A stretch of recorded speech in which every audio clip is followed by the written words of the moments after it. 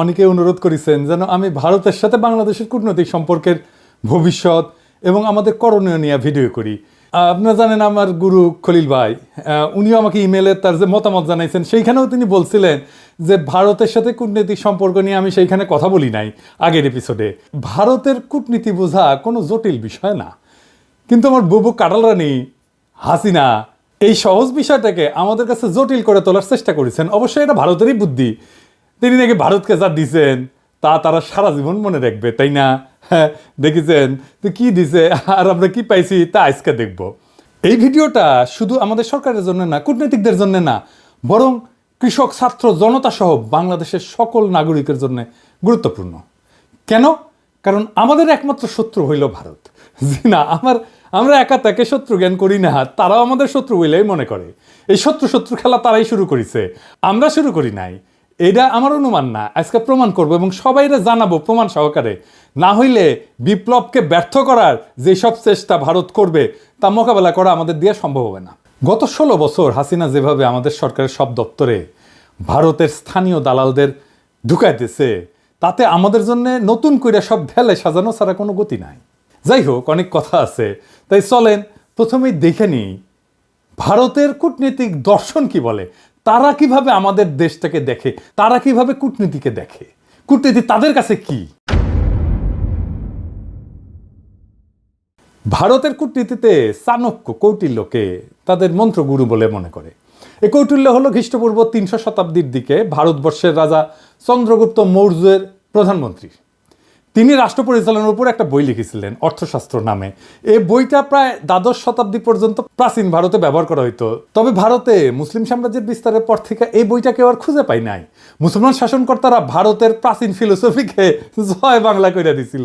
যাই হোক, পরে 1905 সালে আবার সবার অজানা এই মাস্টারপিস ভারতের একজন কৃষক উদ্ধার করছিল এবং একজন সাধারণ ব্রিটিশ সেই বইটা ভারতে সংরক্ষণ করার ব্যবস্থা করে। আর বর্তমানে এই অর্থশাস্ত্র, কৌটিল্যের অর্থশাস্ত্র ভারতের প্রধানমন্ত্রী মোদী, পররাষ্ট্রমন্ত্রী জয়শঙ্কর থেকে শুরু করে অনেক নতুন পুরানো নেতার রাজনৈতিক আদর্শে পরিণত হয়েছে। ভারত আবার কৌটিল্য ইকোনমিক কনক্লেভ করার মাধ্যমে এই দর্শন সবার কাছে খাওয়াইতে চায়, দেখাতে চায় এটা আমাদের অরিজিনাল জিনিস, বুঝছাও। এটা ইন্টারেস্টিং গল্প বলি এই কৌটিল্য প্রসঙ্গে। চন্দ্রগুপ্ত মৌর্যকে কৌটিল্য মানে তার প্রাইম মিনিস্টার সামান্য পরিমাণে খাবারের সাথে একটু একটু করে আর্সেনিক মিশাই দিত, মানে সেকো বিষ যেটাকে বলে। কেন? উদ্দেশ্য ছিল যে একটু একটু করে বিষ খাওয়াইলে তার শরীরে বিষের বিরুদ্ধে একটা প্রতিরোধ ক্ষমতা গড়ে উঠবে, যাতে শত্রুরা তাকে বিষ প্রয়োগে হত্যা করতে না পারে। এটা কিন্তু খুব সাইন্টিফিক, কারণ আধুনিক চিকিৎসা বিজ্ঞানও মিথ্রিডাটিজম বলে একটা শব্দ আছে। এর মাধ্যমে অল্প অল্প মাত্রার বিষ গ্রহণ কইরা বিষের প্রতি প্রতিরোধ ক্ষমতা গড়ে তোলা সম্ভব। ঠিক যেভাবে অ্যান্টিবায়োটিক রেজিস্ট্যান্স হয় না ব্যাকটেরিয়ার, জীবাণুর, ওই রকম আর কি উঙ্কা। তো কথিত আছে যে একবার চন্দ্রগুপ্ত মৌর্যের রানী দুর্ঘটনাক্রমে ওই খাবারটা একটু খেয়ে ফেলে, আর্সেনিকযুক্ত খাবার। রানী তখন সন্তান সম্ভবা ছিলেন, তো বিষের প্রভাব থেকে তার অনাগত সন্তানকে বাঁচানোর জন্য রানীর পেট চিরা কৌটিল্য শিশুকে বাইর করছিল। এটাই হইতেছে ইতিহাসের প্রথম সিজারিয়ান সেকশন, বুঝাও। এই ছেলের নাম হইতেছে বিন্দুসার। বিম্বিসার না আবার কলে বিন্দুসার। বিন্দুসারের ছেলে হইতেছে সম্রাট অশোক। বুঝা গেছে? জীবনানন্দের বর্ণনা সেন যখন পড়ি না, উটি লেখা আছে না, বিম্বিসার অশোকের ধূসর জগতে সেখানে ছিলাম আমি। এই বিম্বিসার অশোক বইলা একটা ধাঁধা লাগাই দেন কিন্তু জীবনানন্দ। বিন্দুসার অশোক হইলে পিতা পুত্র হইতো, তাই না? এটা না কইরা একটা টুইস্ট দিছে বিম্বিসার কইয়া। এখানে এসে মনে হয় আসলে কি ঠিক পড়তেছি না ভুল পড়িচ্ছি না, তো সেই সময়টা ধূসর হয়ে যাওয়ার জন্য এরকম হয়েছে নাকি? বুঝাও কি সুন্দর, এটা কাব্যিক একটা মোহের মধ্যে ফেলা দেয়, বুঝেছেন? জীবনানন্দের এটা কালে মুন্সিয়ানা। তো আমার কাছে ওই যে পাখির নীরের মতো চোখ তুলে নাটোরের বনলতা সেন এই লাইনের চাইতে ওই যে বিম্বিসার অশোকের ধূসর জগতে এই লাইনটা আরো বেশি কাব্যিক বলে মনে হয়। যাই হোক, কাব্যবাদ দিই, হ্যাঁ, আসল আলাপে আসি। কেন কৌটিল্যের অর্থশাস্ত্র সম্পর্কে আমাদের জানা এবং বোঝা জরুরি। ভারত আমাদের শত্রু রাষ্ট্র না বন্ধু রাষ্ট্র? এই প্রশ্ন সবাই করলেও কোনো রাজনৈতিক দল কখনো সরাসরি উত্তর দিতে স্বাচ্ছন্দ্য বোধ করে না, ভয় পায় আর কি। কখন ভারত তাদের গদি নড়ায় দেয়, তাই বলে সবাই যে কবে যে ভারত আমাদের বন্ধু রাষ্ট্র তা কলে না। এটাই আমাদের সমাজে ইনশাল্লাহ বলার মতোই সত্য। হাসিনা বাবুর আমলে তো ভারতকে বন্ধু বলাটা একটা ফ্যাশন ছিল। বাংলাদেশের কোনো জাতীয় অর্জনে ওই ভারতের প্রধানমন্ত্রী রাষ্ট্রপতি থেকে শুরু করে মন্ত্রী মুখ্যমন্ত্রী আগমন খুব কমন ছিল না, সাধারণ ঘটনা ছিল না। কিন্তু হঠাৎ কি হইলো যে ময়ূক পাগলা হইয়া গেল। এই যে দেখেছেন এডিটর সাহেব, এটা দেখান না, ওই তিরিং বিরিং করে লাফায় না, দেখান না। হোক কলে তারেক হেভি ঠাপাইছে, ওই যে গণ অধিকারের তারেক, বুঝাও তারেকের ভিডিওটা দেখা, তারেক কি কইছিল যে জামাতকে আপনার পাঁচত কামড় দিছে, দেখান না ওইটা। আরে বাবর কে? বাবর কে? কে? বাবর ভারতের বাপ। হ্যাঁ, বাবর ভারতের বাপ। আর আচ্ছা ঠিক আছে, ঠিক আছে। সমস্যা কি বলেন তো? আমার আমার আমার আমার সমস্যা হচ্ছে জামাতি এবং জেহাদিরা। বন্ধ করতে পারবেন? কেন জামাতিরা আপনার পাশে কামড় দিয়েছে বলেন? বিজেপির নেতারা উল্টা পাল্টা বলা শুরু করলো, এই দেখেন ভিডিও দেখেন।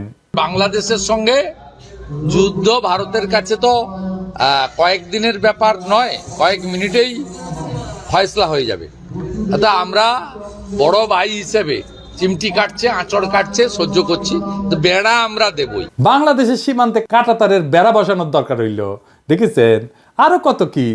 আসলে বাংলাদেশের সাথে ভারতের কোনো বন্ধুত্ব সম্পর্ক নাই, কখনো ছিল না। তবে ভালো সম্পর্ক আছে তার সেবাদাসী হাসিনা, তার দল আওয়ামী লীগের সাথে।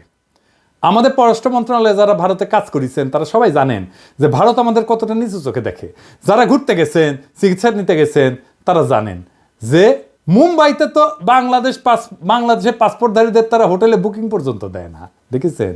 হাসিনার আমলেও ভারত শুধু আমাদের থেকে সুবিধাই নিছে, কিচ্ছু দেয় নাই। ট্রানজিট নিছে, চট্টগ্রাম পোর্ট দিয়ে মালামাল পরিবহনের অনুমতি নিছে, বাংলাদেশকে ভারতের মনোপলিতে পরিণত করেছে, আমাদের সরকারি প্রতিষ্ঠানগুলোকে শেষ করে দিছে। বিনিময়ে আমরা কি ওই মুজিবের আমলে স্বাক্ষর করা ফারাক্কার ন্যায্য পানির হিস্সা পাইছি? পাই নাই। আমরা কি হাসিনার আমলে তিস্তা চুক্তি দিয়ে পানির ন্যায্য হিস্সা পাইছি? পাই নাই। তার কারণ কি?